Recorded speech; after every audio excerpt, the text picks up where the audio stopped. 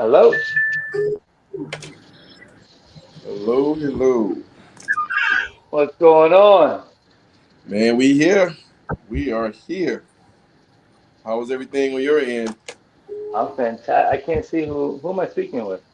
Oh, this is Travis. What's going on? Oh, All good, right. Hey, Good good. night. there's Good night, everybody. gentlemen. Good night. We are live. We are live. We are live. Welcome to the Fatherhood Think Tank. 90 minutes of intellectual conversation from men who are fathers at different stations of classes, talking about topics that affect our everyday families. It affects us first as fathers, secondly in our families, then thirdly in our community, and overall the world overall. So we're here. We are ready to get started. I am Dr. Ron, the curator of the Fatherhood Think Tank, and I'll let the fathers start to introduce themselves, and then we'll get onto this very interesting topic we have tonight in post Father Day status.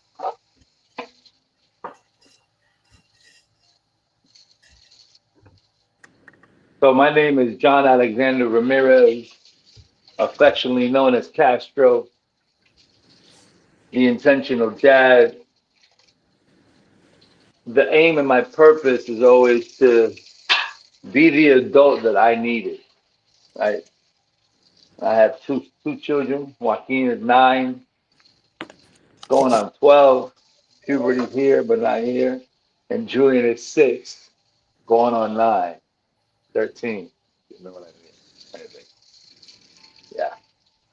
Good evening, everyone. Pleasure to be here. Pleasure to be able to have the time to be here with you guys. Thank you, Hello. Ron, for doing this. Hello, how y'all doing, guys? My name is Travis Sands. I basically have two boys, one 13 and one 10 years old. And I'm basically from Miami, Florida. I'm here. Welcome. Hello. Good evening. Good evening. My name is Vaughn Howard. I'm the father of two, 17-year-old and a 15-year-old today, a boy and a girl. Um, Proud to be a part of this magnificent group of male thinkers, male uh, community builders, and definitely great fathers. So good looking out, good brothers. Hey, good evening, gentlemen. My name is Lionel Lightborn. I'm a father to a tribe of 7 young adults, 3 young women, 4 young men, a grandson, and a granddaughter, and it's always a pleasure to be here.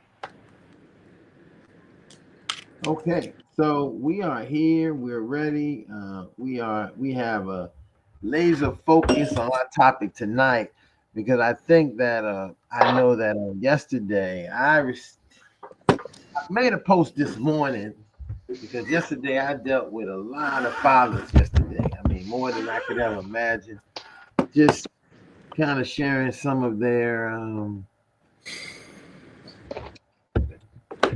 discontent, some of their sadness, some of their sorrow, some of their pain, some of their um,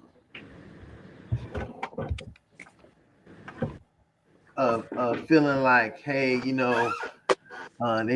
didn't even get to hear from their children. They didn't even see them. They didn't, and it was Hey. the post. Hi. What's up? I was The literally just post was coming to meet you guys. the Hi. post was Joaquin, the come here. You post got a was part. the post was me was originally the post was a post showing a dad sitting at home getting a text on his phone saying Happy Father's Day, and then the comparison cartoon had the mom um, getting all the gifts and the cakes and all that. So, and I seen that, and I just wanted to share it with probably the ones who may feel like, hey, I ain't get a lot, I didn't get anything, I don't really remember our fathers who not getting nothing. I mean, they're really not. They don't even have access to their kids, and not because they don't want access, because access is not at a point where it is suitable. So just remember that. Now that kind of brings us into the nice topic, and because tonight's topic kind of asks a question. This question about um, about, I think Vaughn said, hey, we're all good dads, whatever, still good dads. So the nice topic is, can a man disrespect his child's mother and still be a good father? And that's I know people will immediately jump and say, absolutely not. There's no way that you can disrespect that person and be a good father. That those things can't happen. That can't occur. But then some people may say, well, it depends on the situation. I think some people may even say, hey, it depends on what we mean by disrespect and what is disrespect, and is it mutual disrespect, or is it how does it operate? So I'm going to immediately throw it out to you guys, your thoughts and feelings about this actual topic.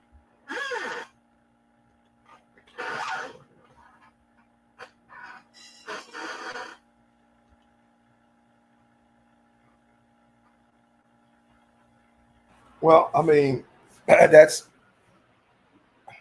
Ron and disappeared. Either way, you guys can hear me. Hold on, let me pull up there. Yeah, you good. Okay, so I guess the way I see it, I can speak from my relationship. I think one of the most, what was seen at the time in hindsight to be one of the most toxic relationship I've had with one of my children's mother turned out to be one of the most terrific relationships I ever had with my children's, with all my children's mother. She was my best friend. So here we are, we young.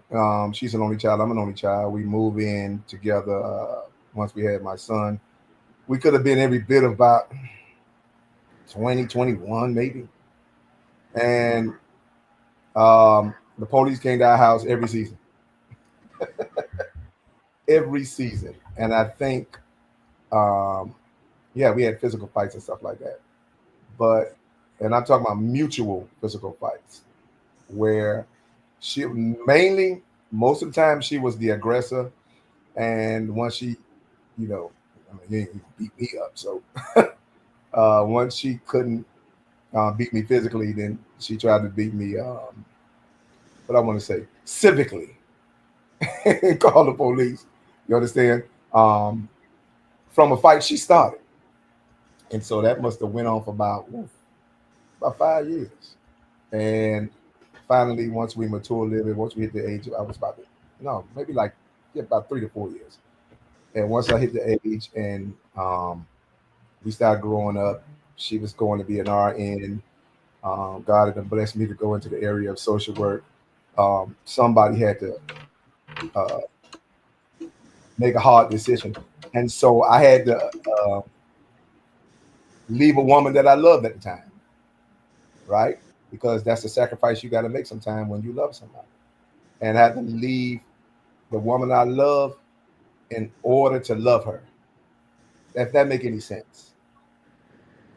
And so we had a better friendship than we had in a relationship. When I say much better friendship before she passed away, we had a better friendship when I went to her wedding and she went to mine. And I remember her saying that her husband told her one day, like, man, if we ever, he was like, if we broke up, I'd like to have a relationship with like you and Lionel got. And of course, she snapped on his ass, but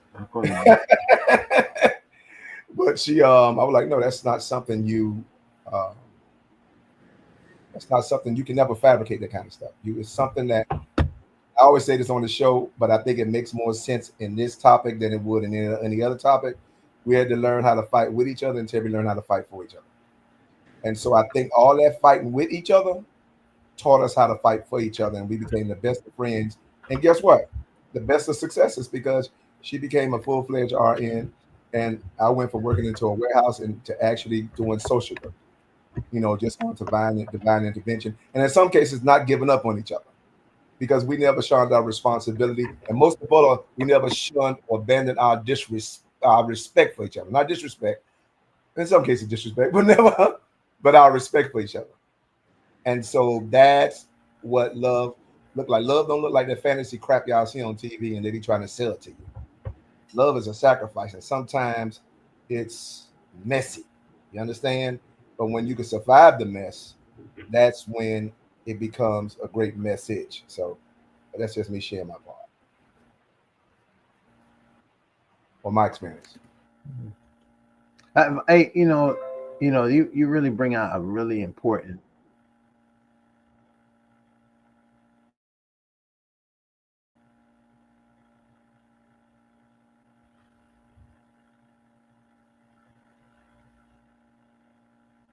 Ron, did you lose your train of thought? Check 1 2. We can hear you. Did you lose? You been Oh no, talking. no, I didn't know if you could hear me. I thought you guys could hear me. I was just thinking that this what you just shared and said is so very important, and I think it's important because right now we are, right now social media is a buzz with this people. I mean, people are. I've never seen people so enthused about a relationship of romance that turned deadly, right? And and because it was all on live, and because and I think this is a really good part of what you just kind of brought up, is that sometimes we get into relationships that may be toxic or may not be, but that's also, I tell them that, and I was explaining to somebody and saying, how could they go from those pictures and all the things they were doing to go into that? And I said, because there's a thin line between love and hate. I mean, it's not like people are going to not cross a line when they are emotional, and they're highly emotional, and they have all this emotionality.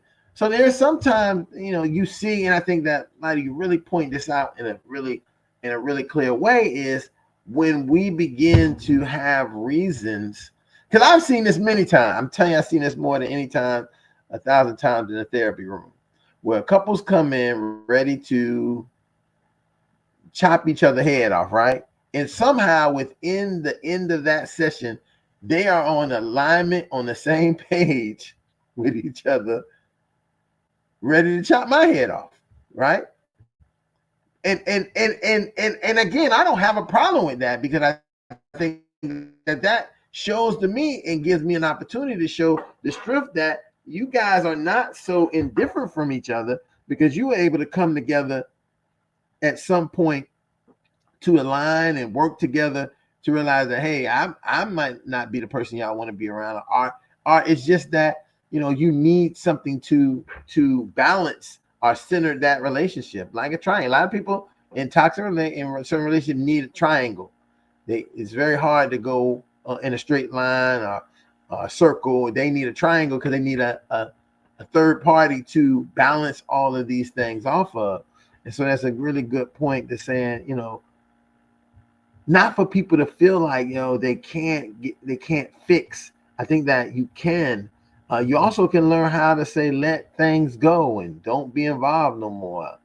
Let things be. You don't have to always continue to try to stay in a place that you may not want to stay into. So that's definitely a spot that I was thinking about.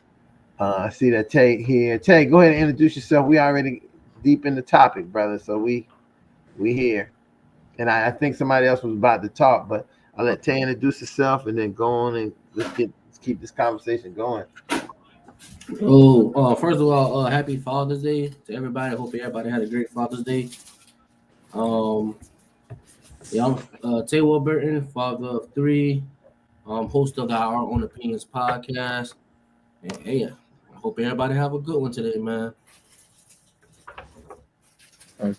So what I want to can I add into, so the conversation was made where was if I mean can you be a good father if you disrespect the mother, something like that, right? That what we're talking about, right? Right. And so what I what while like as I was thinking about that, I was like, you know, most of the time I think Lionel said it very well about we can't be living in a fairy tale world. And I think when I was growing up, we heard like being like the Joneses. Everybody wants to be like the Joneses, and my thing is nobody knows what's happening in the Joneses house. All we see is what's happening outside the house. And I think honestly, like in Miss Jones' house, she may be getting beat up, you know what I mean? Or he may be getting beat up in the house. You know what I mean? It's like my thing is that when it comes down to disrespect, number one, like I feel that when you're dating anybody, the signs are already there.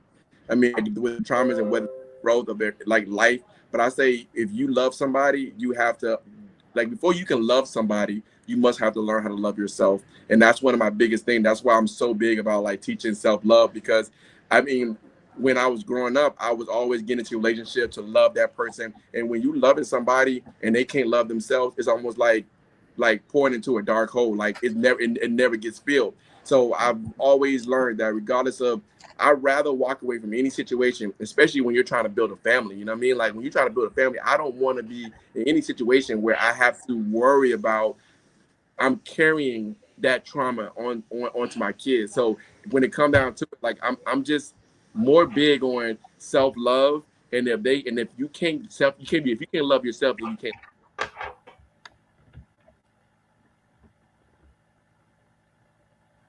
Right.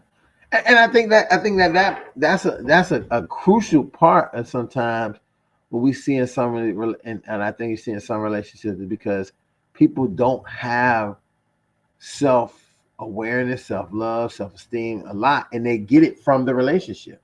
I mean, even in some instances, I think that where this topic comes to play, where the disrespect will come and how it occurs. We're thinking about disrespect coming, but what started it? Because guess what? When these people met, it wasn't disrespectful. And most of the time, how do disrespect develop itself? And sometimes disrespect develops itself from anger, sometimes from Disappointment. huh? Disappointment. So Disappointment. most of the time, we always then when you are dating somebody, you go ahead and give them the actual fairy tale to just to get with them, and then eventually you realize that what I always tell people, time always tell on a lie and also tells the truth.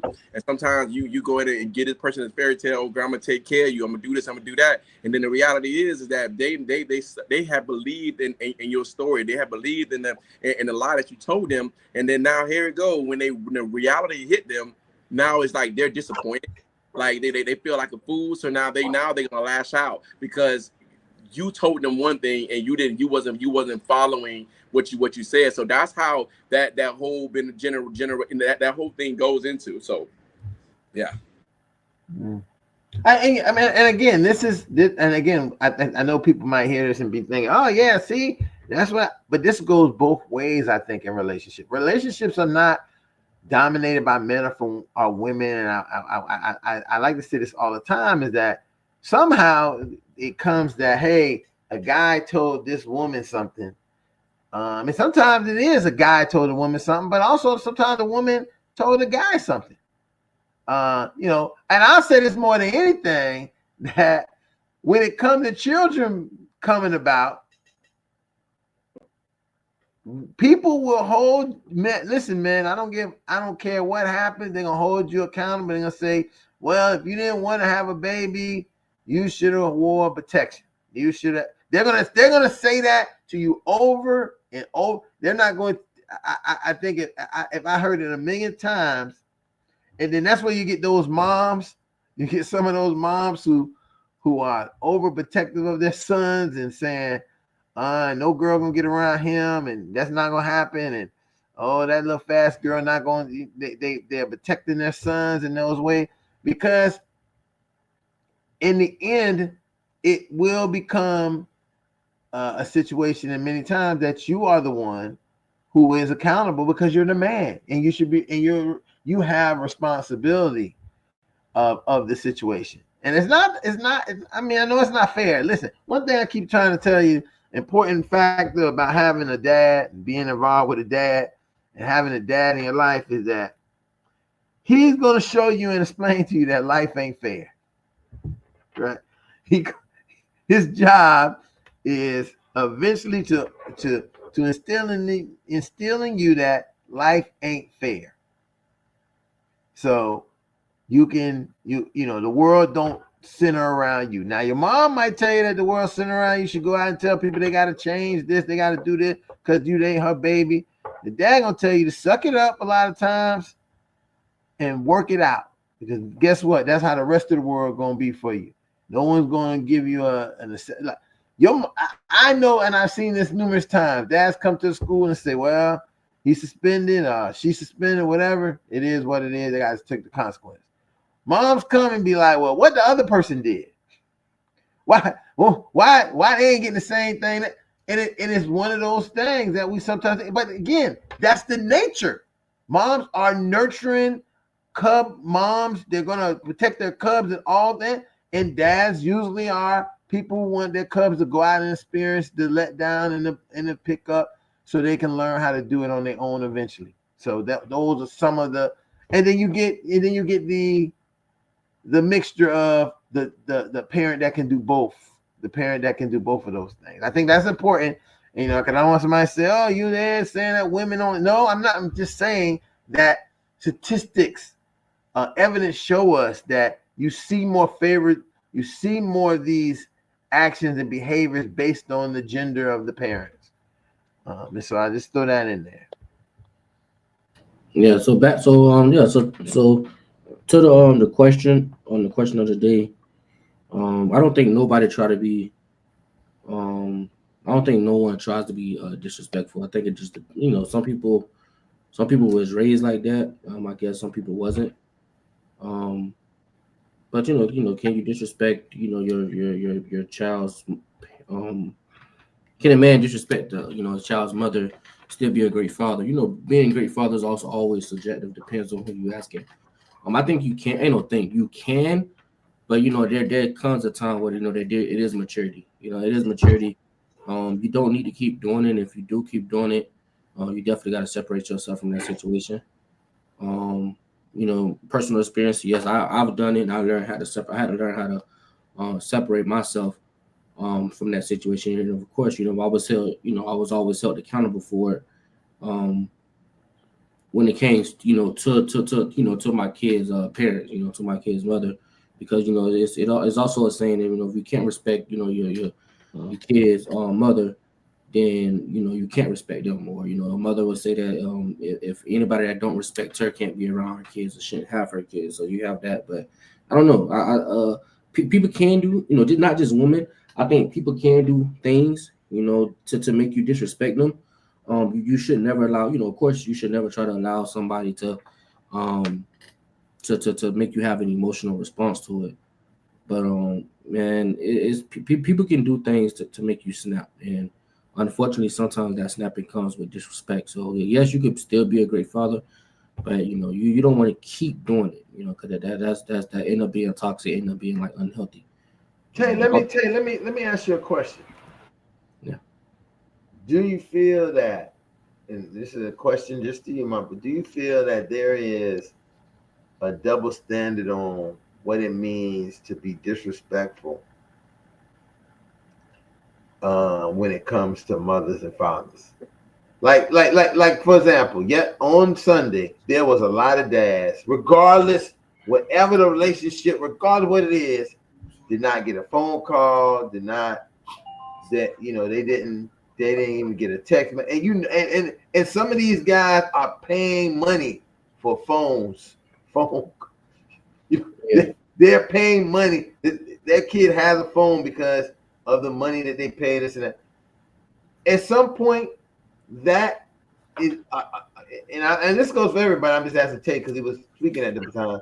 But would that be seen to be like disrespectful to you as a father? Because that be disrespectful, not even as a father, just maybe as a human being, to realize that your kid will respect and speak to people, strangers, before they speak and do certain things to you, not because they don't want to, maybe because they've been influenced to. Yeah. I think it is a double standard, but it's always a double standard when it comes to a mother and a father. Almost every single situation that you have, it's always a double standard. But yeah, it's definitely a double standard, and I think when it comes to when it does comes to the Father's Day and the fathers getting the respect, a lot of times just what I've seen is that if you're a certain type of dad, a certain type of man, you're not liked. You know what I'm saying? You're not like a lot of times you're not appreciated more than likely until you're gone. And you can't really, it's only because like that person don't see it until they get older, and probably until that your presence is probably your presence not there. You know what I'm saying? But with me, just a little personal experience. I just it depends on the adults I think around, because I had my son auntie. She preached to all her nephews or grandkids, whatever, that love your parent no matter what. Like when your parent walk in the door, mother or dad, you run to them, you give them a hug, like no matter what. So I think it depends on the mother to a certain extent. I think it depends on what the mother's teaching that child at home. Like, hey, you're not going to talk ill about your father in my house or in my presence. You're going to respect your father. You're going to love your father. I think that plays a huge role. How about this, Tay? As you were saying, I just thought about what you were saying, and you brought up a really good point about that this grandmother, whoever that woman was, whoever the woman was telling them that, hey, you need to respect the parent regardless of what the relationship is going on, right? Mm-hmm. And what we end up finding out is that I found it, I've seen this, that everybody else is held hostage to not even say anything to the mother, because it would set her in a case that now they won't get no privileges with the child. And so you begin to see this whole thing where everyone just has to take that narrative and go with the narrative that has been established by the mom about the father, and even the family members, even saying that, because listen, let's don't just talk about it in the reference of guys who are not with their children's mother. Let's talk about guys who are with their children's mother, and the family members, and the mother saying, no, I don't want my kids going over your mom's house. I don't want them going over so and so. I don't want them doing this. And it's kind of like, hey, well, how do my family don't get a part? I mean, that to me is disrespectful. Regardless if you like them or don't like them, unless they did something to the children, and that should be way between you as the parents. If it's deemed detriment, not in the best interest of the children to go and be there. But a lot of times you don't really have that. What you end up having is just people going on their feelings. They feel this is how they feel, this is what they don't like, and this is what they're not going to do. So now it's like you're not going to see, you can't be involved. And the kid, I think a lot of times the people that suffer the most are the kids, because by natural nature they would want to be with them. Listen, that you telling a kid that, hey, your stepdad, you tell him Happy Father's Day. This kid is looking this kid is seeing their dad. Know that dad is there. Dad reaching out to them, but they can't. They're in some type of,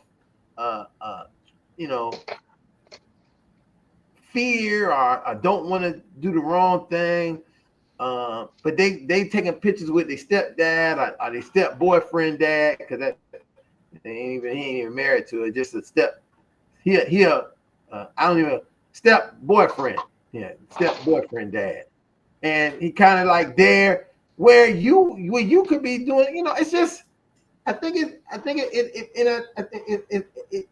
that alone to me is very disrespectful. It's disrespectful. Yeah, I'm not talking about cursing or doing. It's disrespectful to have a child kind of scared and almost have to disrespect their bio parent to not disrespect you as the other parent. And that is a hard place to put kids in. But welcome, Johnny. Well, welcome, Johnny.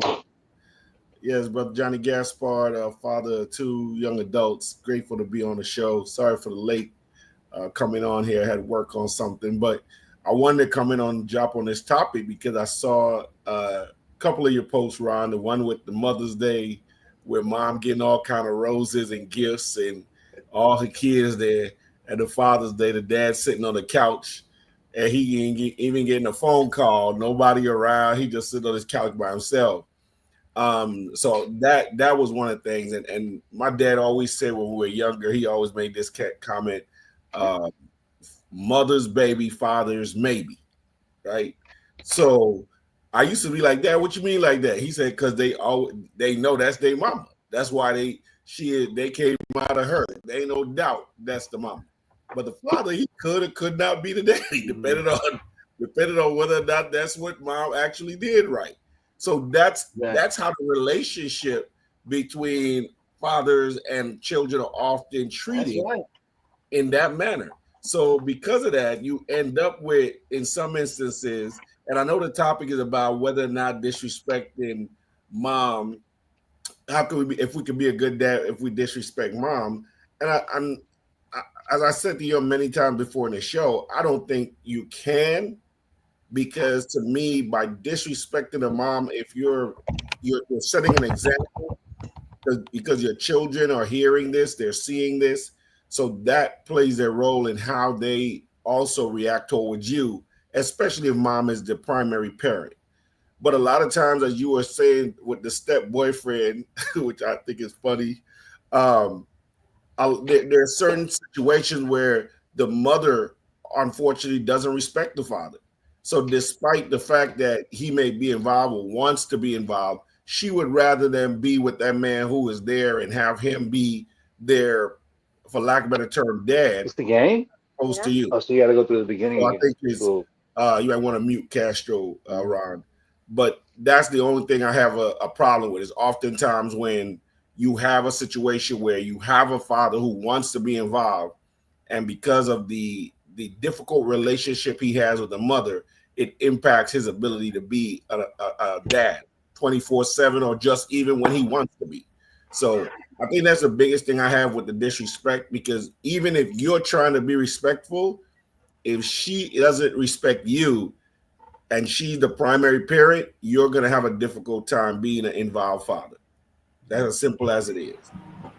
Ron, I mean, Jazz, before I open this thing up, I'm gonna let you guys go ahead and go and talk, because I'm gonna get good until y'all finish, and I'm gonna just go ahead and open this thing up in a minute. He always want to be fighting for that women, boy. I swear. But back I'm opening up because I'm gonna do it in reverse this time. Oh, okay, good. But the one thing I must say, as an attorney as well, if as a father you want time with your child, stop waiting on her to be willing to give you the time. Go to court, establish a time sharing, get the paperwork, and that way she doesn't control when you get to see your child. Because you can have in the time sharing that you get the children every Father's Day. So it ain't no question, even if Father's Day doesn't fall on your weekend, you will get the children every Father's Day, just like she gets them every Mother's Day. But you got to be willing. Hello? I can hear you, but it's just a lot of like a speed or something somewhere. Yeah, I don't know what happened there. You good? Okay, but you just have to, as a father, that's what you want. That's something you got to be willing to fight for if you're not living in the house with the mom. But you got to be willing to do the work. I have several clients. A cousin of mine was dealing with that drama for a long time. I said, listen, take her to court. And he did. She started going crazy. Now he the primary parent. He ended up getting full custody. It's funny that it's Johnny, as you say that, and I can confess, I can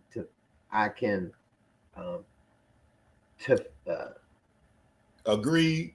No, I can testify to numerous fathers that I have dealt with, that once they took that course of action, and this is why, because what I was talking about earlier, when you get feeling like everything should go the way you think it should go, and when someone else starts to tell you what you can and cannot do, like you've been telling somebody else, you a lot of times can't handle it.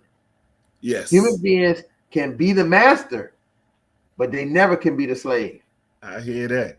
And when Good. they have to be the slave, they will go berserkers because they have been always seeing the things that go their way. I mean, it's funny. It was. I think this was a joke. Maybe it wasn't a joke. Where before Father's Day, the lady was writing a post and she was saying that she was telling her baby father that because her new boyfriend's baby mama was being kind of funny and wasn't going to let the kids be with him on Father's Day, that he should let their kids be with him so he can feel better, and that just don't worry about picking. But I'm saying these are the kind of comical joke, and as you watched, as I read the comments, people were like supporting that idea that, hey, you should. And I was just thinking that, no, that's not how this should work. What should happen is you should be not taking your children away from their father, but you should be maybe going to talk to that woman and trying to negotiate and say, hey, listen, why don't you, just like you wanted to talk to your baby daddy, maybe talk to his baby mama, because you don't. But as again, it becomes so joking and playing and we forget that real people's emotions or feelings are involved with this. It's not. It might be a joke. It might be funny. It might be because you got social media to get a joke and get a like from. But people are very. They may not. They might not say it. They might not.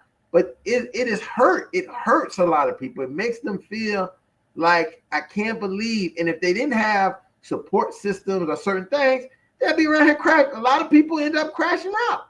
And then we say, oh, why this guy? Listen, that guy in Maryland, about 5 years ago, who with 2 different baby mamas, he killed both of them. Oh yeah. He killed the one when she started playing because she said, "Oh, you're doing this." She I don't know the story, but he got to tell the story that she was starting to do the same thing his ex-wife was doing with their new child. And some of that came because, I hate to say it, sometimes he shared too much of what was going on, and then it became like, a lot of times in relationships, we'll just say, oh, instead of saying, hey, it's something going on with us, oh, you're just being that same way from your other relationship. No, you're a different person. Correct. So if I might seem like I'm doing the same thing, are some of the same issues, I might just have a different vibe. That guy ended up killing that lady, going to his ex-wife's house and killing her and himself. These guys are ready to crash out because they don't have the support system, and people are taking it as like, oh, it don't matter. But I say this all the time for moms. Moms will lift a car off of their child. That's the kind of strength they could get. So what do you think a man with aggression and testosterone is going to do? To protect his child. Yeah. It's like sometimes it's not using a full deck of cards. We're trying to play, 52 pickup with 32 cards. And there's that doctor degree at work. who got the What's that noise, man? Ron, I have a question, bro. And I don't know if you can hear me. It sounds real muffled and muzzled. I don't know. Can you hear me? Check, we hear 1, you 2. loud and clear. Yeah, we can hear you, Castro. Right. Yeah, good evening, everyone. Good evening, Dr. Ron, you just said something that really hit my heart, bro. You said, how do we, from what I heard, right? Leadership lets us know that we speak, not what we say is what they heard. So what I heard you say, or what galvanized me, was, how are you standing up all the way across? Like, what you looking like in all aspects of life, right? And Lightborn always had a perspective of the feminine, the mother, because without them, there is no procreation. There's no purpose to continue. Like, the generations die without womanhood. So we can't have the perspective without the female. So I respect where Lightborn comes from. So my question, team, Dr. Mr. Osborne, is how do we know when we're getting in the way of that expansion and the growth and the understanding that we don't accept them for who they are. So henceforth, they don't accept us for who we are. And I'm bringing this because this weekend at the charging station, I got stopped by a sister that's asking for mentorship because of the bros. All because she saw my tag and a Q-Dog plate. She was like, "Hey, are you the bros?" She said, "Are you the Qs?" I was like, "Yes, I'm the Qs." She said, "My son paid for membership and this, and that. He wants to be a, I don't know, he's in high school, but he pays something and he wants to talk to you guys." Oh shit, she talked me down. Right, so her perspective and the viewpoint that she values from a man for a 15-year-old son, her perspective is different. So I bring that up because the angle that I'm looking at this from and looking at my kids at 9 years old and 6 years old and how I want to teach them to think towards the future because their thinking is what's going to create the future. How do we do that in a scenario where you get kids that don't know what their emotions are, what their body is? They think they're he's and she's. Yeah, but Castro, I think here becomes the vital disconnect, right? We continue to think that these things can happen in a vacuum when they can't. They have to be laid out, and the people who are a part of this being that's created have to be able to pour in and have to get the energy back from them for that child to be able to move where they need to move. We keep pretending as if like, oh, I can handle this kid in a vacuum and keep them away from everything else they need. Because I'll just pour in the vacuum what I think they need, and that they'll be good. And they're most of the time they're not. They're not going to be good. Listen, Lightborn will say all this, but Lightborn can say these things in the context that he did these things with his children's mother, and they were parents that raised their children together through the good and the bad, right? Correct. And so the balance that his children can have is not the same balance that a person is going to say, it ain't, and here go the funny part. Sometimes it's not even bad. It's just feelings. I don't like that this person did this to me, or I don't like that they didn't do this with me. And or they moved on. That, yeah. I'm going to not let you be involved of something that I have power. It's like kids who go to the sandbox and don't like how the game goes, so they take their toys from the sandbox. Even though the school paid for the toy, it's not your toy. The school paid for it. But because the first day of school you grabbed it and you had it all the time.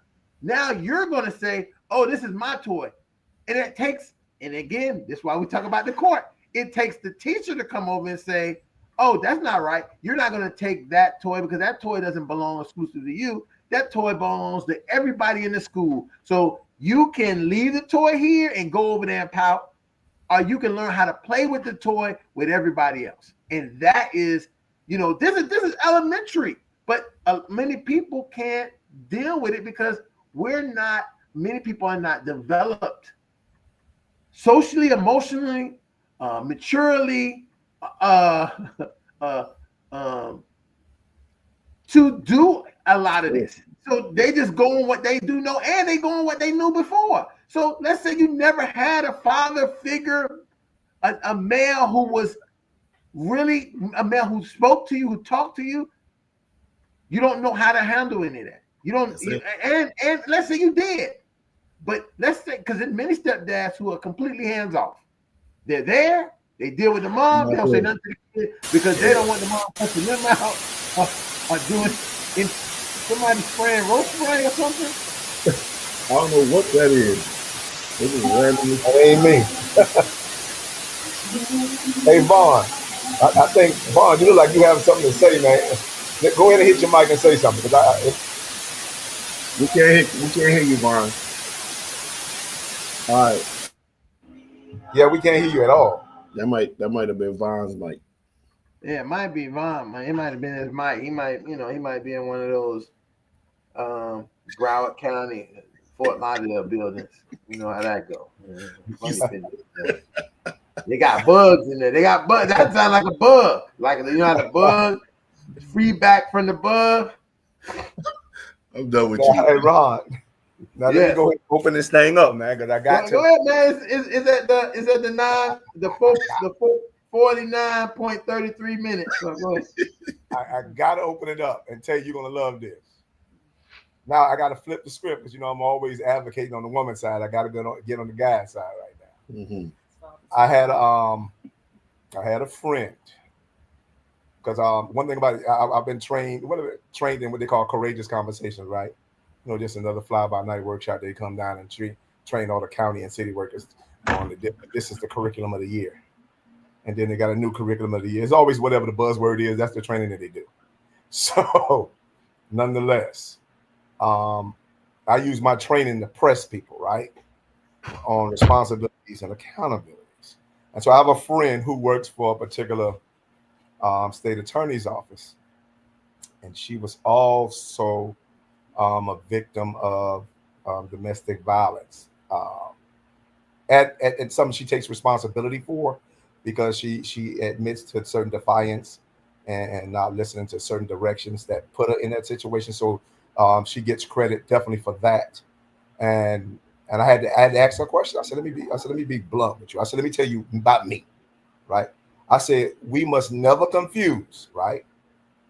A man not hitting a woman with a man not hitting a woman back. Understand the difference. Let me say that again. The two different Never things. confuse the two. And I think she was so shocked by that, but she was so respectful of it. She said, you know what? She said, I never saw that. Like I said, never confuse me with a person. I said, I'm a person that won't hit a woman, but I didn't tell you I won't hit a woman back. It's a difference. You understand? Did she say in the back? and I think that's the remember the fairy tale I told you?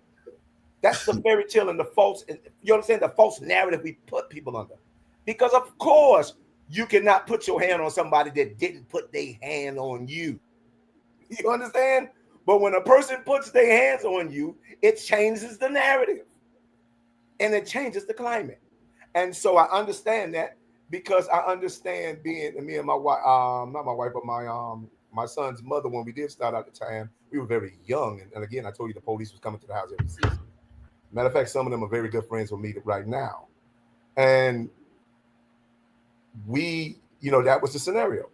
I didn't believe in putting my hands on a woman, or hitting a woman, but I damn sure believed in hitting a woman back. And again, she was always the instigator of the fight. And that's when I started to learn about different things like mutual combat and different things like that.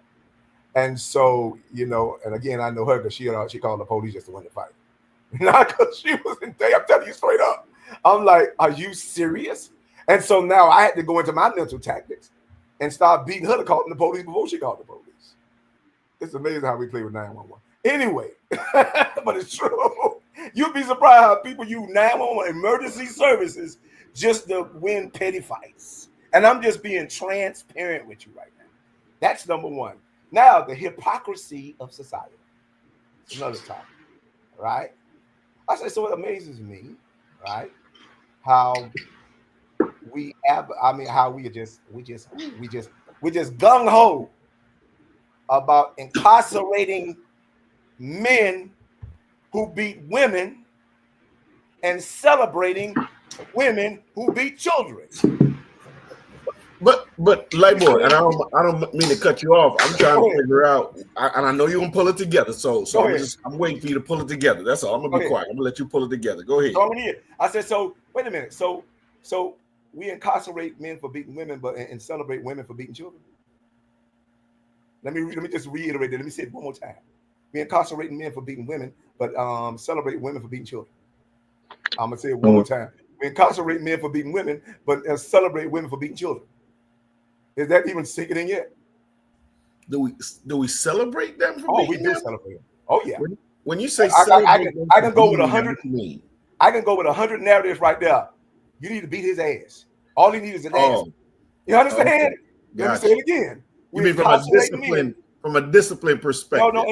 And see, and guess what? So you have a correct way to do it. You have a right way to explain it. I just want to know. It's called discipline now. And so if it's called discipline when women do it to children, why is it not called discipline when men do it to women? You I want to get in on. You want me to get in on that? You want me to respond to that? No? Oh, that was rhetorical. Go ahead. No, okay. Because that's the thing about it. And so and one thing about it, I'm gonna press you. I'm like, no, you're gonna be accountable. You're not gonna hide behind the victim situation. You're gonna be accountable to the visionary that you are and the responsibility that you have over the people you have it over. And so just like a man needs to be responsible and accountable to the woman he beats, a woman needs to be accountable and responsible to the children she beats. And why do we see the beatings as different? And why do we not see the beatings as abuse when women beat children, but we see it as abuse when men beat women? And both have guess what? The same accountability and protection over those individuals. What is a man? If a man beats a woman, he don't love her. I say, so is that the same for when a woman beats a child? You would tell me that a woman still love her child because she beats her child, but a man don't love his wife because he beat his wife? If we're going to have this conversation, damn it, let's have it. And when we start having that conversation, it's a hard one to have because nobody ever presses a woman, you understand, for the injustices there. Because as far as society is concerned, a woman can never be unjust. And a woman can never be unjust to her child, but a man can always be unjust to his wife. You see the difference? And so I can't figure out. But again, like one. And we have go ahead. When you show the double standard, I'm like, no, we're gonna. I think abuse is abuse. I disagree, and go ahead, Ryan. Go ahead. I don't disagree fully with you. I think that the look of that, and I've seen it so many times, and it has become something that has been sickening for me. Is that when women have did that, if there was a man around or some point, they will point the finger of him being the cause of her doing and acting that out. I've seen I remember we had a guy in our program, and his girlfriend had drugs in her system, but he was the one in the program, so he could still see his child. He didn't have any drugs in his system, but for him to be able to see his kid, be around the kid, he had to go and I had to write him letters and say you've been in the program. All these things just to prove, and so it's always a thing, and that's a part that's very scary to me. That the idea of accountability that is sometimes pushed to the side, almost is to me becomes questionable on saying if women have equality, if women can be equal. Like if she beats the child, and they'll say, well, she don't know what she's doing. And I hear what you're saying, like boy, because if she don't know what she's doing, why don't we understand in the relationship between the man and woman, he might not know what he's doing either. Well, I would say, and I went and you're right, like one, I do have a word for it. Because the word says, and the great Bible, the basic instructions before leaving earth, it does share that a man who does not discipline his child does not love his child. Now, you could call discipline how you want to call it. It also says you spare the rod, you spoil a child. All that good stuff is saying there, right? Now, as a parent, there's levels to this. There's somewhere you do put a paddle, a belt, whatever it is, to your child behind, because in some instances, they don't hear when you speak to them. Speaking to, especially as a woman. Now, oftentimes as men, if you are involved and you are present in your child's life, our mere voice straightens them up. We don't have to do especially when they're younger. As they get older, you might have to put your hands on them, hold them, because they're teenagers. That's their rebellious time. But generally, when they're younger, just our mere voice does it. Oftentimes, when they hear their mom's voice, it's like they hear a squeaking noise. They don't hear any forcefulness. So as a result, they continue to behave the way they choose to. So unless she takes a forceful action towards them, oftentimes there is no change in their behavior. Now, that's one way as far as a discipline. Now, when you start to beat the child over the head with all kind of crazy things and you whipping them and all kind of stuff, and it went from discipline to violence, as you call it, then at that point, can I compare it to the man hitting the woman? Yeah. Because when and the difference between the two, when a parent disciplines their child versus when a man hits a woman, we're talking about two adults. And you as a man are physically putting your hand on a woman, you would deserve to go to jail. Now, if you are defending yourself, or as you so eloquently said it, being hit by one doesn't mean I won't hit one, but hit one back. If you are being physically assaulted, then you have the right to defend yourself. So I think there is a difference between the two, Brother Lightborn. That's why I said I disagree with you in reference to treating them the same, because I believe that if you are using physical force, corporal punishment, whatever you want to call it, to discipline your child, that is different than you abusing your child, which generally is the case in most domestic violence situations when a man is striking a woman.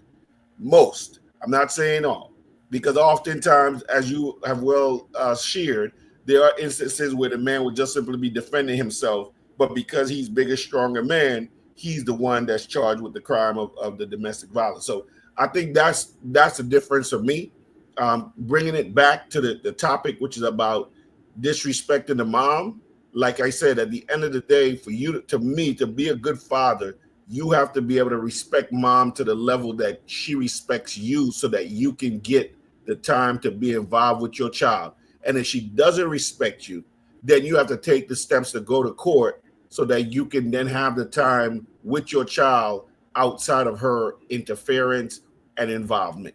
That's as simple as it is, because once you do that, then she doesn't have any say over your time, the way you are with your child, and you could be free of that interference that comes when you don't have court papers giving you the right of way. So I always suggest that to bro. And I tell you this, it is always looked upon you more positively when you as the father initiate the parenting plan or the request to establish parenting plan versus when she got to take you to child support court and then you want to get parenting plan. When you initiate it, the court looks upon you completely different. This is a father who wants to be involved. He wants this, versus one where the only reason you trying to get it now is because you get your child support gets reduced because you got more time sharing. If you didn't get the benefit of reduced child support, you probably would never spend no time with your kid. So that's why I tell bros all the time, be proactive with having an involved relationship with your child. Brother Vine, you want to say something? You back on it? Yeah, can y'all hear me now? Yes, Yeah, okay. All right, man. I don't know what's up with this computer, but And you ain't frying no bacon. So I got a quick question for you. So I think it kind of actually goes into what Brother Gaspar was just saying just a moment ago. At what point are we as the father or the father of the child having these issues? When I say that, is it happening right after the child is born, or how are we consistent in quote unquote in the lives of the child so that it doesn't get to a point where mom is taking away these activities? Secondarily, if you have a stepfather in the house, what is he doing? I understand you trying to keep the peace, but as a father or as a man himself, is he encouraging the mom to ensure that the biological dad is a factor in the child's life? So, like, how are we going to navigate through those two dynamics? Because one is on one side that we have to look at ourselves, like how really involved were we from the get-go to get us to this point as a father, and then now this mindset that the mom has as far as this disrespect. Well, he ain't do nothing for me. He ain't do nothing for you your whole life. He ain't gonna do nothing for you now. So then, secondarily, if they do have a stepfather, what is the stepfather's role in this? Is he being the man and saying, hey, we have to ensure that no matter what our relationship is, this boy or this girl does have a father in their life and he needs to be a part of it, and we can learn to co-parent together, or he just step to the side, because in my opinion, that is not being a man. So that's what I had to say. I'm glad that you brought that up, because you bring up some of the most, and I think earlier I talked about the narrative. When the narrative, and I was telling Tate, when the person who is in control of this makes the narrative, it doesn't matter who it is, they're controlling the narrative, and all the people need to fall in line, or they on their shit list. So a lot of times, I've heard of dudes being in relationships with a woman and saying, I'm out of this relationship because I don't care what dude doing, I don't care how it is, he needs to be involved in the kid life. Not just that you go put him on child support, right?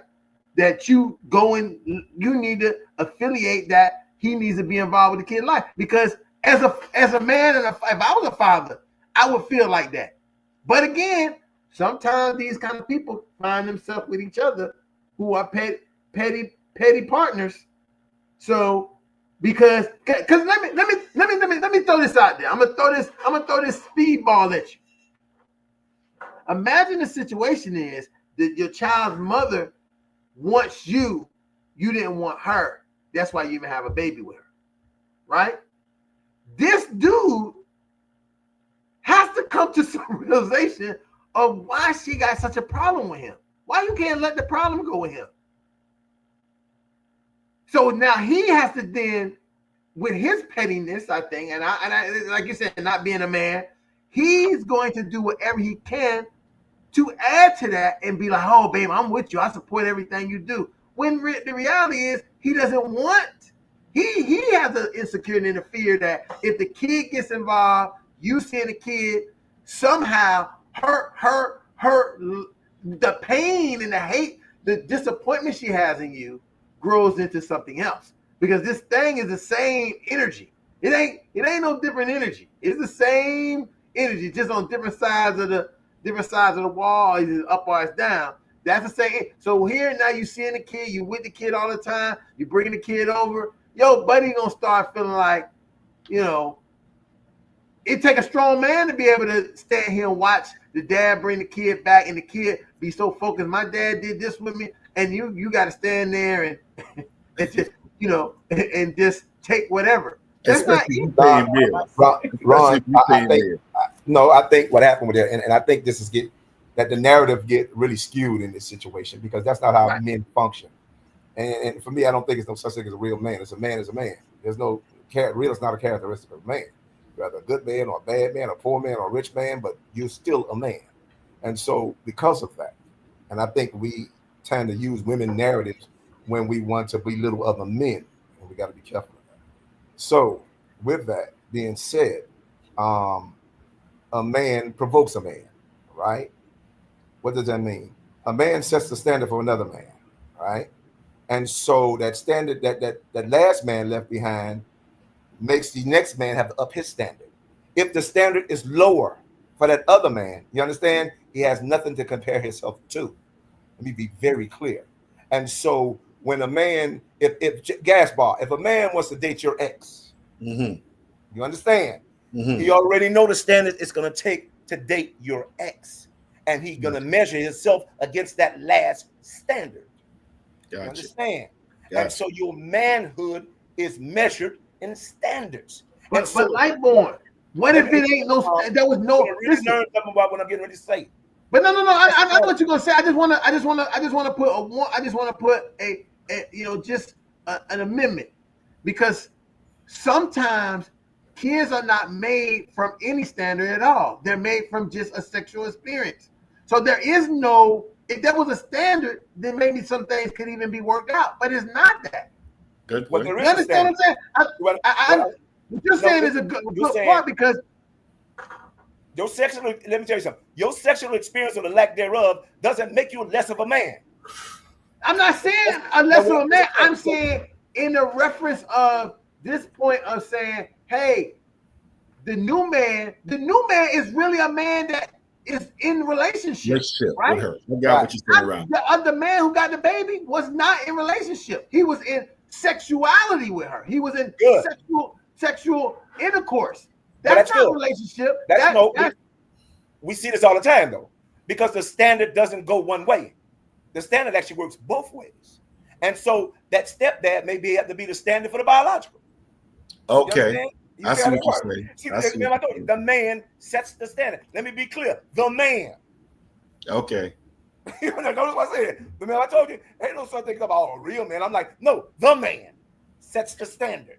And so it doesn't matter if the stepdad set a greater standard than the biological dad, then that becomes the standard. Now, what happens with that is that standard, remember that? Because the kids hold up where that standard, where you need to partner with that standard. Because you can make an unaccountable man accountable if you know how to do it. You understand? If you're confident enough to allow him to be around to do that. You're not worried about your confidence. But you remember, you're talking about whether you're confident enough. Remember, you're in a relationship. You don't have time to be around here talking about worry about confidence. You understand? You need to be conscious of where you at. You're managing something. You're leading right now. You're talking about confident enough to fly a plane, and the plane is in the air. But that's what Von said. You can't be leading if you're saying you're sitting there every day. You're supporting. You listen. You know that yesterday. You know on Sunday that the kid came up to you and said Happy Father's Day when you ain't his goddamn kid father. You might be the father figure, and you didn't fix your mouth as a man and say, did you try to call? Did you try to call your daddy? Yeah. Do you lose me there? Because there's no way that you can sit there. Listen, any kid I've been involved with any woman I've dated, I've been advocates for their father. Even when the women said, no, I said, but your kid's going to miss something. Even if it's the bad stuff, they're going to miss something if they're not going to be involved with their father. They can't get everything from you. And guess what? I can't give them some of the key things they need. I can give them a male father figure, but I can't give them the things they need as that is the genetics, traits that come from their biological father that they need to address to make them a whole person. But Ron, I think that's what Lightborn is saying.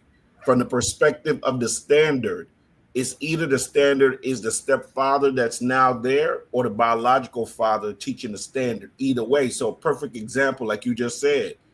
If the stepfather sets the example and on Father's Day says to the child, have you spoken to your dad? He is setting the standard of how the relationship should be. He said, hey, have you reached out to your dad? When's the last time you spoke to him? So now he is making, as Lightborn so eloquently said, the unaccountable man accountable, because he is intentionally playing a role in the child reaching out to their father if he is there. So he is now being the standard. Where if it's the other way around. But that's what it can be, because that might be getting him almost kicked out the house. Correct, depending on what that relationship is with the mama, right? So I get what you're saying. But if the other way around, where the biological father is not in the house, but he is constantly reaching out, he's constantly present, he's constantly there, he's speaking to the stepfather, telling him thank you for being in the house with my son and protecting him, So he's now setting the standard as far as that is concerned. So I get where Lightborn is coming from with the whole standard thing. Again, the biggest part about this and this topic was about if we disrespect the mom, are we still a good father? And I think mom might say you talking to her man is disrespected, and that's gonna cut you off. Well, in that, and I'll let Lightborn jump in there. Go ahead, Lightborn. No, what you're saying, because at the end of the day, and remember I told you I like watching Saving Private Ryan, because Tom Hanks is in the movie one of the most critical, poignant scenes is when he says, "I don't complain down." I hear that. Yes, you understand. And I say, oftentimes we get caught up when we complain down. I'm like, man, function in your authority. And guess what? That man knows his authority. So guess what? I'm like, first of all, he's still. Guess what? Even if I'm not the man in the house, then I'm not going to complain it down. I'm only going to talk to the other man in the house. You're not the head. He is. So even if she's mad, as Ron said, that don't prevent him from still Correct. being the man. What you Listen, say? And so I think sometimes y'all talking some real head. I'm gonna A tell you lot the of these problem, dudes don't even got they don't have the ability to even handle the relationship they in with the woman they in. Let's well, no, Ron, you sometimes I think, and as a therapist, I think you need them not to have the ability to do that, because that's what you do. You can treat them and you can train them how to do that stuff. But most men. He need them to be that way so he can get paid. Is that what you say? But I think because Ron is a clinician, and so Ron is trained to think that way. When I think that the standard and men being men is innate. You understand? And I believe there's something that's about that. Can you do me a favor, bro? Hold on, John. Don't know that. Hold on, Castro. I think something is instinctive in us to deal with each other's on that level that women can't. And so I already know how that mom is. You understand? So why would I be talking to the help when I can be talking to the head of that household, even if I'm not the head no more? You feel what I'm saying? Heads should only talk to heads, but we right here talking to the help, and guess what happens? You start to argue with the help because that's what got you out of the house.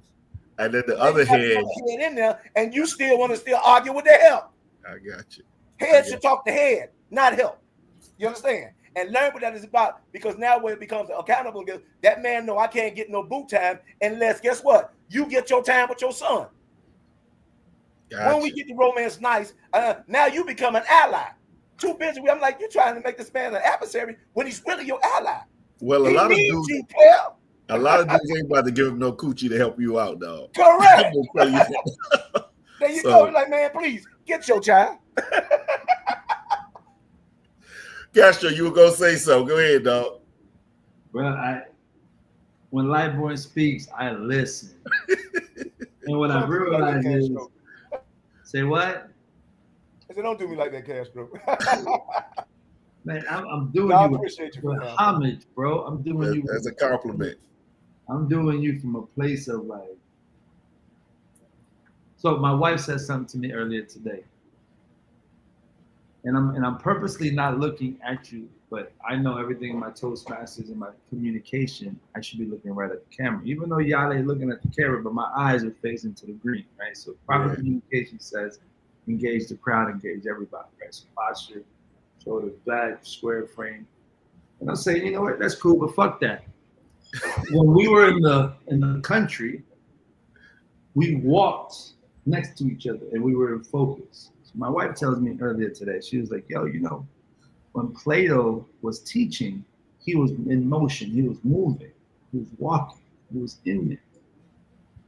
And she could, so premise is she's making a case for the best time to talk to the kids, to connect with the kids, is when they're in the car in the back seat. Because their emotion, everybody's facing one way, and he's just flowing. So the other day, I had my son, I put him in the front seat. And man, he opened up the butterfly, just a beautiful flower just blossomed. And he was just sharing all kinds of things with me. And what really resonated with me was I was looking at him, trying to connect with him. We were just literally what she said, looking down the street, going, he's enjoying the front view, like, oh man, this is what this looks like. Yeah. Right? I had a seat back in a certain way, so he felt big and he felt, you know, I was just looking at how the airbags would hit him if something happened. However, that was from my lens. His lens was like, whoa, there's a different world. Yeah. And I'm just grateful that we connected. So I bring this up because I always appreciate Lightborn's perspective. And Lightborn, you said something that I had to listen fast, and I know I didn't catch it all, but I need you to bring it back.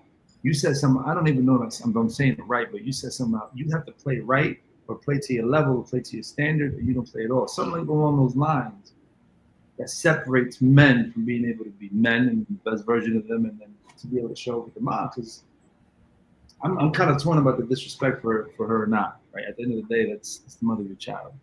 And as a mentor of mine once told me when I was going through my dark night, he said, you pledged to these raggedy motherfuckers and she took you with your dirty draw. I love that. Right? Like you pledged it, and he was very specifically talking about my fraternity. I got you. And she took you as is and your dirty ass draws. Gotcha. So you need to So you shouldn't be disrespecting her, is what he says. So you shouldn't be disrespecting her. pledge yourself to her. Gotcha. And I Gotcha. gotta tell you, feeling in a place as a man where I was angry as fuck at her because I'm not getting what I needed. Why do I need to be fucking thinking about her? That shit resonated deep because he was able to drive it home for me. And once I accepted that, which I believe is where Light was coming from, once I accepted that, I had a different perspective and a different vision for how she was part of my life versus an anchor or a wall in my life. All right. I hear that. Lightboy, kick the line. What's the line? So the head don't talk to the what? The help? No, before that, it was don't go past your level. Like know your level, know where you're at when you're addressing the other men in the house. Right. And I think when you talk about order. Yes. Right. So when you talk about order, and this is gonna be hard because I don't think right now in the climate that we in, nobody really. So I have a question, Lightborn. When I hear order, what comes to mind is deference. John Anthony, you can reference that deference, right? Like respect for elder, respect for the process that somebody else is going through before me. A bridge builder, right? That's what I think when I hear order. Like first order principle, first order thinking, right? Like Well, what would order look like? Because I think it was K. Michelle. She was on the Cam Newton show, and she opened her heart up to about what she thought, what she really. I mean, she made herself really vulnerable on that show about black men and families and how she desperately want. Essentially, she was basically trying to say she want to be rescued by black men. And what does that? And so, I mean, black men, we were getting it in different channels because you hear different responses. I'm like, y'all didn't hear a damn thing she said. And I said, here's a woman that who's really proactive and affirmed in her and who she is in her sexuality, and can go toe to toe with the best of them because on the shows she's on. But she had a brief moment to open herself up to say, you know what? In spite of all I've done, I don't want to do it without you. You understand? Yeah. And so to say that, and I'm even though I'm successful as a black woman, that success means nothing without my black man. I'm like, now if you heard that, you heard correctly. But if you didn't hear that, then you need to listen again. But that order, where the order come in, and this is where I had to get the revelation of when she said that. I said, I'll be damned. I said, we at war in relationships, we at war between submission and supremacy. Right? Okay. Submission and supremacy? Correct. And so women are torn right now because women have to evolve so much. And we have made them evolve so much historically because of the historic harms we inflicted on them, right? You may say we didn't, but sexism actually says we did. And this across the board. This is not black men. This is just men in general. And so because of the historical harms, just like anything that's being attacked, eventually that living thing that's being attacked will evolve. It's just a way. It's just a fact of nature. That's a fact. And so because of that, like climate change, same thing is like with a woman change. And so women have evolved to the point of moving when submission didn't work for them anymore. They started achieving supremacy, getting a better job, making more men. If you want to know what supremacy looks like, getting a better job, taking on roles as men, making more money than they man, and still trying to balance that supremacy with submission. I hear that. That got to be one hell of a place to be in. Okay. And so now I got to be empathize. I got to do something that men don't do. And that's show empathy. You understand? Did we master empathy like they mastered supremacy? And what does submission look like in relationship today that it didn't look like yesterday? And that's a study within itself. I couldn't even answer. I got something to say. So I think the key part that we both missing on with the conversation we having about you talk to the head, you don't talk to the tail and things like that about a different household is that just when it comes to a man, it all depends on the type of man that your child's mother decides to date after you. You know what I'm saying? Because you could date somebody and they can be a piece of shit, right? But to that next person that they date, that's probably like their type or whatever the case may be, they can be the best human like in the world to them. So I hear what a lot of y'all saying about, you know, talking to the dad or the next dad or whatever the case that may be. At the end of the day, it always goes back to the woman. Always go back to who she chooses to date.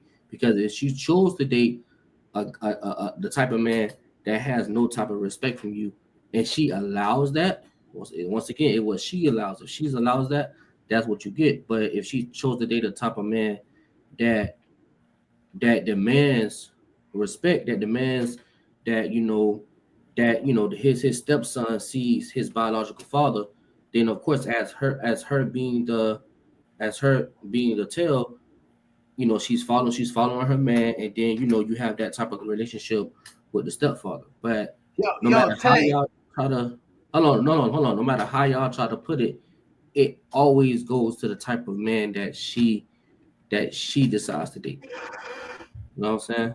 What happened on Dr. Ron? I got No, something to say. I hate the Tank. I think we're saying right, but I think one of the problems that a lot of people are not real, that I just feel like that is going just like in on the side of the road, and you're not even paying attention to the boop boop boop boop boop boop boop when you're riding on the highway. The boop boop boop boop boop boop boop boop boop. We don't pay attention to it because we're riding on the highway so much. And the many people who, when they got to pull over, they got to deal with the boop boop boop boop boop boop. We're not dealing with that. A lot of these women, right? And when it comes to this, you saying the kind of dude she date next, the kind of dude she date next ain't he trying to stay alive in that relationship. And they have a disadvantage in some places. Huh? They have a disadvantage that Lightborn was talking about, is that they have mastered supremacy. So it's he's staying at her house. He driving her car. He got a job that don't pay all the bills, so he can't call a shot, because guess what? She's not gonna let him, because they have been conditioned to believe that, if you ain't taking care of me like Diddy, you can't do nothing to me. I don't know quite like Diddy, but I got what you're saying. No, but no. I'm using nothing because it. Listen, when you listen to that trial, and I don't mean to bring it in here, but listen, a lot of what he was able to do is because he could call complete shots on everything, and the people that he couldn't do that to, he couldn't call complete shots on them. Correct. He couldn't tell Jennifer Lopez do this and do. I got more money than you. Get out of here. Correct. Listen, I don't even care about them shoes. Let Bentley Farmer steal them. I don't care about them shoes. I don't let him get the shoes. I don't care. That's different from when you need versus when they got. I got you. And for a lot of guys, I want this, and this is what I really was getting to say, Tay. A lot of reason why they with that dude, because that dude not like you. You ain't gonna do that. And they're not conditioned to follow. They want to be the leader because that's all they know, to be the leader. They watch their mama be the leader, and nobody could tell their mama to do anything.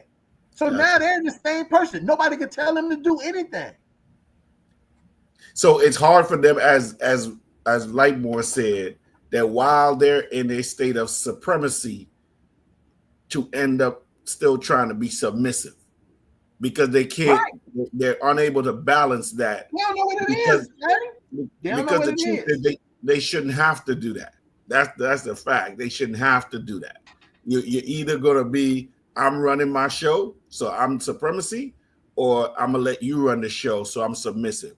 But if I got to do the balancing act of both, Johnny, it becomes an issue. They will tell the man he running stuff, only to undercut him every time they get an opportunity to. I got you. And Ron, and when you're a man who in love with a woman and want to be with her, you let it go because you learned as a man to just let shit go. You're not a pity patty. You're like, okay, man, whatever. I think you shouldn't do that, but okay. You every time it turns into something, you be quiet and you say, okay. But happy wife, happy life. Well, that's a misnomer as well, and I'm gonna tell you why. I ain't say it was right, like, bro. Right. I'm just saying. I ain't say it was. I'm not saying it's right or wrong. Let me correct something too. Tell you, I didn't call it a tail. I call it a help. Help. Yeah. I never call a woman a tail. She ain't never the tail. She's the help. She's not. Remember that's the Well, she Bible was the refers. tail. She might Yeah, have I just been the forgot what you tail. said. Yeah, The reason I'm just saying to is help because you. the She Bible might have refers just been to a her. tail. That's why you got this problem with her, because she was just a tail. And I you mean, didn't want it's you tail, didn't yeah, want no but- help. You didn't want help later on or Well- nothing. You just wanted the well, tail. Well, we made, if that's the case, then we caused the problem because we made it a tail. Well, we've been chasing Absolutely, tails. right. And this is where the problem comes. We have to But- own. That's a part we have to own. That yeah. you going here chasing tail, and then now you stuck with a tail that got your seed. I Right. hear I mean, that. if you were chasing ass And and you the ass side, don't want to deal with a tail. You want to deal with a help. I understand. I mean, we shouldn't be surprised if we were chasing ass and the ass actually acts like an ass. Yes, I hear that. So, but anyway, but that's not what I'm getting at. I tell you, I'm like the Bible calls a woman a helpmate, and that's what I was referring to. So when I say help, it's not the help as a disrespectful way, but it's help as in the submissive and the what they call it, the productive way. Correct. And with honoring way. And Correct. so with that, there's nothing wrong with it. I've seen men. I see a lot of men date very like women who like are up there. And I already know. You understand? I know a lot of them. I know some who are in very prominent positions. I'm talking about like senators. You understand? Mm-hmm. I'm talking about lawyers. Matter of fact, just about every woman. Well, yeah, just about. Well, maybe for the exception of a few, but the majority of women I have dated always made more money. And here's the truth. And it was always, and the reality, they was always submissive to me. The question is why? Remember I told you with the standard? That vision and that standard never changes. You understand? Because one thing I can guarantee, tell you, and you're gonna love this part right here. One thing I can guarantee is, I know you're gonna meet somebody far worse than me if men don't get their act together. And I hate to benefit that way. You understand what I mean? Like, wow, I can count on men to fuck up so much. You understand? Mm-hmm. That her next experience is gonna be far worse than mine. You understand? And that's unfortunate. I would not want that for anybody because I got daughters. You understand? So the narrative have to change. The narrative have to change for me, and I have to change with that narrative because I'm like, no, as men, starting with me, we have to get better so our daughters can inherit better. Not thinking like, oh, for my own selfish reason, like, oh, go ahead, don't worry about it. You can have to get about 10 worse than me before you find one just as good as me. You right. And so what you mean, like when men, kind of me, you always go back and forth to this because, like I always say, definitely when it comes, well, definitely just man in general, I always say, just to me personally, like, man, all men, we're not that bad. You know what I'm saying? I always say that, and I always would preach that. No matter what platform I'm on, like I always say, just me being just raised by females, me being even when it comes to just church, school, the whole 9 yards, just me just being around women, unfortunately, but fortunately, my whole life, man, we're the men that I have been around, and the things I've seen women do, man, we're not.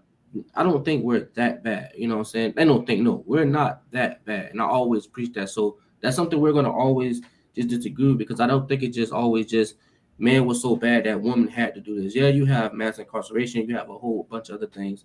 But it's always like, people have their type, people have their perspective. Like, man, we, a lot, like, I'm pretty sure nobody, man, we make mistakes. Like, I made a mistake with having 3 for 3. Everybody, makes mistakes when it comes to, who you sleep around with, who you decide to have kids with. But the number one difference is no matter if you say go in with protection, with protection or not, or, she has the baby and all that type of stuff. But at the end of the day, women can decide if they want to have a child, you know what I'm saying? And they also decide who they want to sleep with, unless it's rape, you know what I'm saying? Unless it's rape. But it also decides who they want to sleep with. And we have to, just like as men, we have to, make people respect us and make people understand that we also have feelings. We also have a say so as well. It's just not always believe the quote unquote rape victim, or don't just believe everything that she says. Even with just us having to go to court, a lot of men mentally, it don't go in their head is like going to court. It took me a while to really think like, damn, like I really need to go to court. The only thing you want to do as a man, you don't want to go through that. You want to have that healthy relationship with your child's mom. Sometimes it may lead to disrespect, but you still want to have that healthy relationship. But like and I'm not being, I don't want to just keep talking down on women like it's a he-man woman hater club, if that's how you say it. But women do some foul ass shit. Like, let's just be real. They do some foul stuff. So it's not always just man, just threw stones at women and sexism. Jackie, look at Jackie. Like, women, use Jackie for instance. Jackie Huh? who? Jackie who? Jackie who? Probably her name should be Jackie Weber. Jackie. Who Jackie talking about? Chris Weber, baby mama. Oh, listen, I got too much of my own drama to be knowing about anybody else. I'm using, that's not drama. I'm just saying, for example, okay, so Doug Christie, Jackie Christie. There you go. Now, there you go. Now, I know about that. I'm giving Tay an example. You tell me all of this time, and all of this, and it had to come out. The girl grown, and then you couldn't handle this in a place where it could have been done and handled privately among you, and y'all worked it out. You let it come to all the way to this type of thing. Yo, that is messy. So hold on. Was it determined that it is Chris Webber's child? It is. The man got a DNA test to prove that it wasn't his. Wow. Okay, it's more Chris Webber. Listen, the child more Chris Webber than Jackie. Wow. Yeah. But just the last thing I'm going to say, and then when it goes to back to the the new man in the household, like I say, I'm young, so and I know a lot of y'all older, so a lot of y'all been past it. So when it goes to like just when a woman has the say over the child, whatever the case may be, and the guy comes in, the stepfather comes in, and he wants to say, hey, let your child talk to his father. And like you say talk to the head, not the help.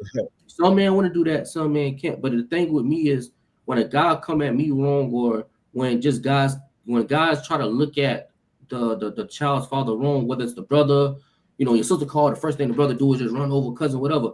Man, come talk to me. Like, come talk to me as a man. Come talk to me. And I went through that today, because like I said, I'm young, so I'm just getting to that stage where I'm actually leaving my old neighborhood, leaving like me repping my neighborhood, all that type of stuff. I'm leaving that now. And a lot of things that was said, just I'm on the phone like, yo, why y'all boys ain't come talk to me? Like, y'all know why I stay. Y'all know how I roll. I go over there because my old girls are still there. And it's the same way. Like, yo, just have a conversation. Like, just don't automatically believe what she says. Well, and I was through that too personally. Correct. And that's like what Ron said, because they've controlled the narrative. So if she's controlled the narrative, her brothers don't think you ain't shit. Her cousins think you ain't shit. So when you call them, they like, yo, why you call it, Edward? Don't be calling her. You don't take care. You don't do X, Y, and Z, because she controlled the narrative.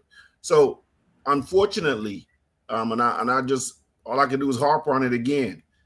It ultimately, as much as you may want to try to have a adult relationship with the mother of your child, sometimes when there is no respect for you, or if the new man in the life doesn't respect you enough to, as even when you attempt to speak to the head, doesn't want to hear from you, then you got to do what you have to do to establish the relationship.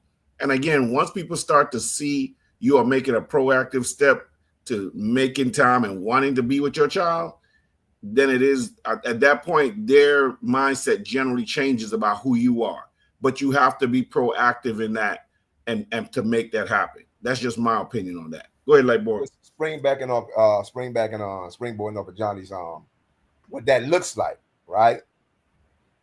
Action controls the narrative. Tell you, always remember that. If you don't remember nothing else, you should already establish who your allies was in that relationship way before y'all relationship went down. You understand? And so I can tell you right now, I'm like, if I ask you right now, all right, who is for you on let's say the relationship you're talking about with your kid's mama, I'm like, in that whole family, give me two people that's for you, whether it's the mama, the grandma, the granddad, two people in that whole relationship for you, those are your allies. That's who you do the action through. Nobody gives a damn what she say. Only thing is, guess what she say can never account for what you do. It can't even fight it. I'm telling you factually, it will never beat it. And so as long as she pulling up a wooden gate over here, I got my two allies. And so what she won't let me do for her, I'm gonna go to my allies and do it through them for her. So what you're saying is like what you mean? What you mean like allies? What you mean? Like so you're saying like people who want cool with on who support you? side? Yeah, correct. On her side, and her family that respect you. Oh, I ain't gonna lie. I don't. None of them, to be honest with you. In this specific case, none of them. Nobody, man. Nah, because but like boy, because sometimes we don't know their family like. Yeah, because I was dating her for 3 years, so she's yeah, I was dating her for 3 years. But no, but with her but with my first one, I got plenty of allies on her side. With my second one, see, her family is not that close. You know what I'm saying? So so the people who I do know, she don't put stuff in her ear, and I can't talk to them. Just I tried, but it don't work. Like I can't talk to them. I can't talk to them one-on-one. And my last one, I got me and her brother is older brother is older brother's cool. But at the end of the day, I still don't care because I feel like at the end of the day, they still gonna take their sibling side. So that's all y'all talking. I got this right here, Johnny. You know what this is. I got this right. You got your paperwork up. I got my paperwork. No, nothing wrong with that, Tay. But what I'm saying, remember I told you, it's the action. You said that you try to talk. I'm like, no, who cares about the talk? You're not caring about the talk. It's the action. And so when me and my I think wasn't favorable, but I knew who the allies was. So when the relationship went south, and I mean it went bad. Remember I told you it got violent. And my child was still my child. And so the action, what I did was what I would normally do for my child with his and through his mother, and guess what? I never stopped doing, and I just continued to do it through his grandmother. You see how that works? And the aunts and the sisters and stuff like that. And so what happened was, you're gonna love it. This really happened. It didn't happen overnight, but it took about 6 months to a year to happen. After I kept doing it, then the person I was in conflict with, right? Because guess what? He wasn't a bad dude. He was just trying to love his wife. And I was just trying to love my child. That's a really hard place to be in, especially. And guess who was messing up the narrative? Guess who had the bad narrative? She did. But she have a bad narrative between two good dudes.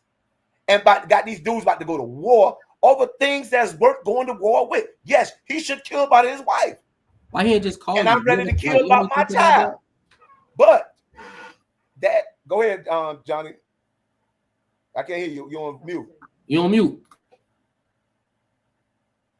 Tay said why he didn't just call you, and I was saying because she controlled the narrative. Correct. Remember, that's his wife. And this is the part. And this is the part where you learn in church, but you don't really learn because you got to grow your ass up. And then you got to get married, because I didn't know this. I didn't understand this until I got married. People were talking about, Potiphar's wife. And like, even though Potiphar's wife factually and truthfully cheated, right? Mm-hmm. She did, which is back to Ron's point with those basketball players. Even though Potiphar's wife truthfully and honestly did cheat, a man never supposed to take his another man, anybody words over his wife's word, whether she lying or not. I never knew that until I got married. You will never know that until you get married. You understand? So it's certain intelligence and wisdom that you can't get without being in that relationship and that experience. And when I got married, then I understood why, even though his wife was lying, he never supposed to take another person's word over his wife's word. And that's what I learned. I had to learn it, but I didn't learn it until I got married. You don't get that by osmosis. Well, and I'll say this, and just come back. At the end of the day, Tay, your actions again speak. So right now, you're taking the actions of going to court, as Lightborn said. One of the actions you could take is find the ally. So if an older brother and you are cool, you're like, yo, here's some money for my baby because she acting crazy.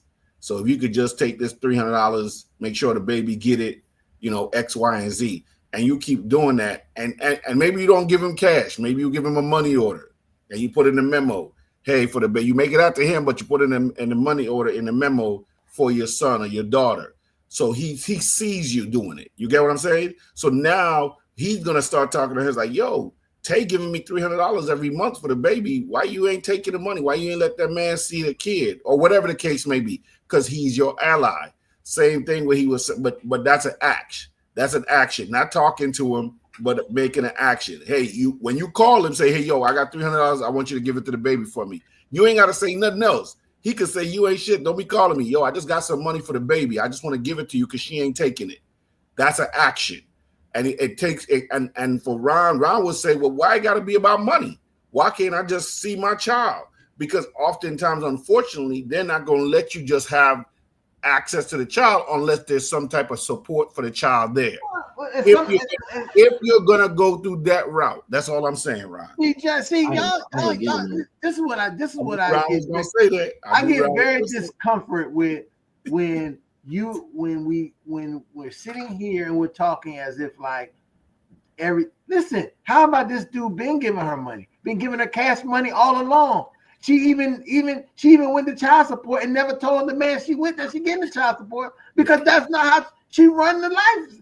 These things and so here the reason why you'll never talk to him is because she has told him so many things about allegedly what you are and how you are, whatever you did. And guess what? It's on him to have never listen. Some men don't have no reason to talk to them. Listen.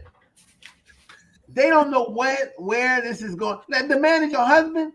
Okay, I want to talk to him. I don't want to talk to none of your boyfriends because he might not be there. My concern of a boyfriend being around my child is that how much do you trust him? Because I have to not trust him. I got you.